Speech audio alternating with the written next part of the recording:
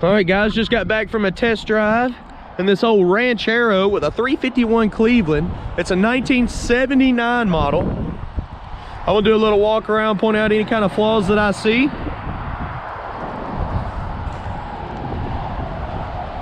That way you know exactly what you're getting when you get here. Take my tag off.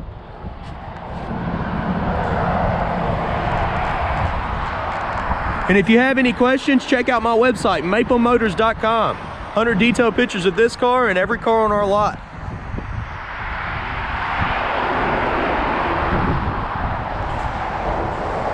We're gonna start up here in the front. I noticed the bumper has got some pitting on it. A lot of little minor scratches.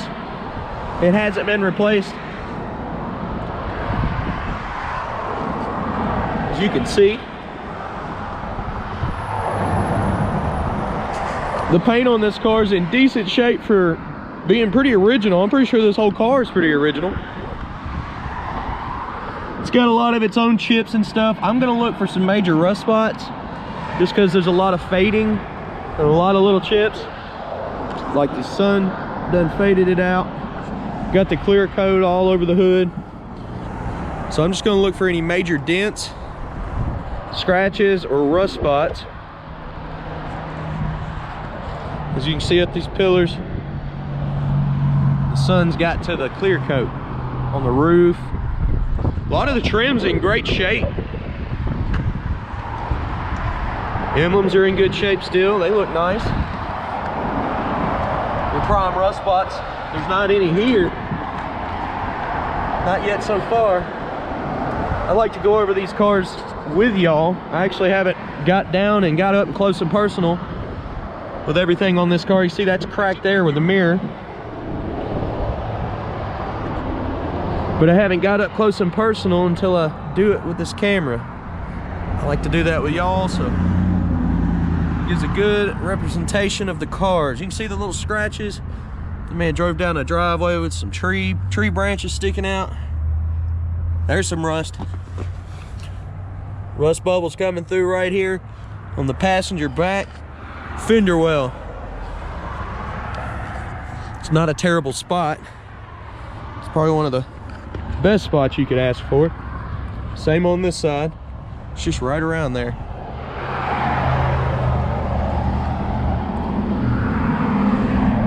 And guys, I'm not gonna crawl on the ground, do all that up under. The ground's half wet right now, but I do have 100 detailed pictures on my website that you can check out, and you can see all under this car.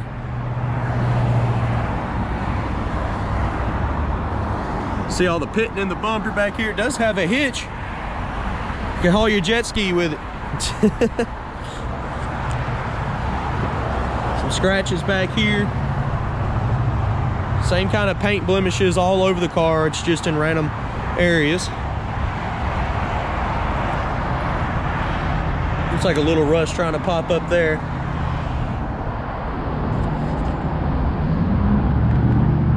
Let's look at the bed.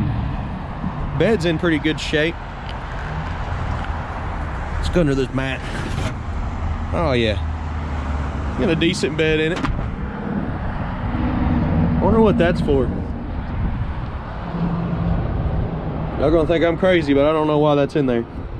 If y'all could tell me, leave it in the comments. I'd like to know. I was gonna take my Leonard Skinner stickered off the back, but why not? Maybe the guy that buys it loves Leonard Skinner. He might want to leave it there. The same spots on the driver's side. It's in the same exact area as the passenger side. The front doesn't look bad, and actually this side's a lot better than the other one. The tires on this thing are in good shape. Some nice new tires. Yeah, this was good on this side.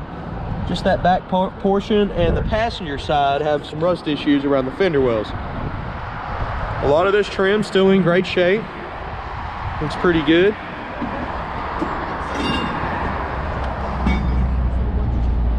I know y'all might ask, that truck's not ours and it's not for sale. It's a guy that we know and he drives it every day. He'll never sell that truck.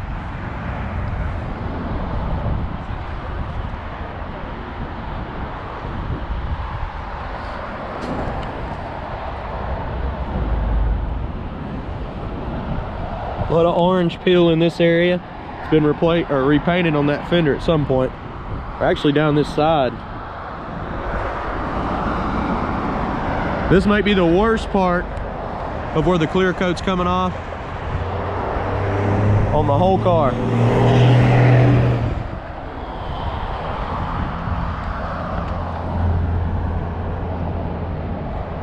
Like I said, the paint's been on here a while. I'm mainly looking for rust spots, dents, scratches. We made it all the way around. There's a dent right here in the door. If I can get it to pop up, it's right there. I'm gonna go ahead and pop the hood. We'll look under that, check it out. I said 351 Cleveland.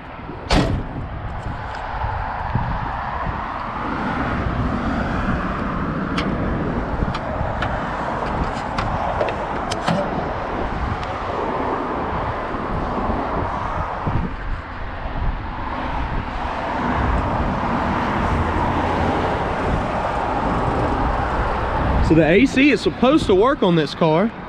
I tried it and I heard the compressor kick on. Got power steering. Let's check and see. Front disc brakes. Sure is. Front disc brakes. I'm sure it's rear drum. Under the hood's not too bad in the condition. Be cleaned up a little bit more. Still looks pretty good. It's got a Demon carburetor on it. That's a great carburetor. Just needs a bigger air cleaner. Make it look mean. Let's check the interior out.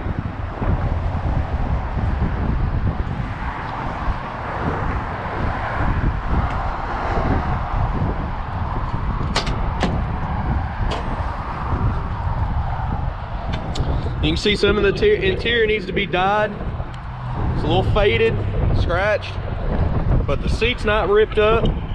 Is it just me, or did they make the leather or the vinyl better back in the day? Because it seems like all the cars have nice interior and they withstand the elements. My new model truck's already got a rip in the seat.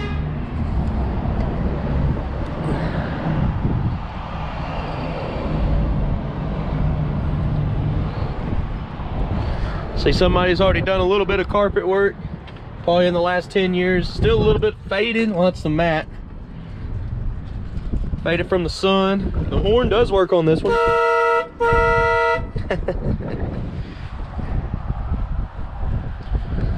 Let's look at the headliner. The headliner looks nice. It's in good shape. Behind the seats look pretty good. Go ahead and start her up here. That was without me giving it any gas. The fuel gauge is coming all the way up, but I don't believe it works unless it's just completely full. Looks like our amp meter is working, our amp gauge. None of the other gauges, like the temp, it doesn't work. The oil doesn't work. The clock doesn't work. The speedometer did work. It does work, and I think it's just a little bit off, maybe about 5 miles an hour. The mileage on it I can't stand behind. Y'all see that there? And the RPMs would not come up. Radio, I got it to cut on, but I couldn't get any sound.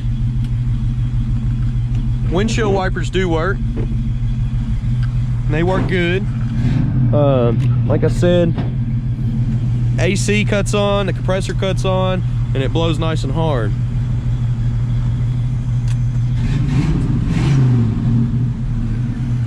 The windows on this car are nice and fast. Both sides, they work good, just the same.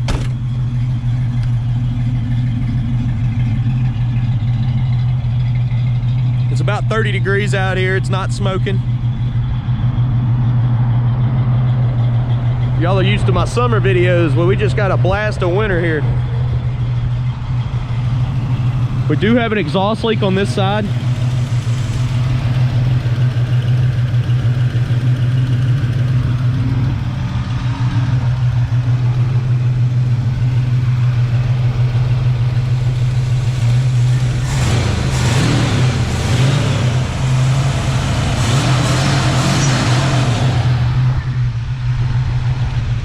appreciate y'all watching. If you have any other questions, please check out my website, maplemotors.com. You can pull that up, get all 60, 70 cars in our inventory. We update with new cars once a week, about 10 cars a week. Also get finance and transportation options on there. I appreciate y'all watching. If you have any other questions, give me a call, 615-822-4444. Thanks again, guys.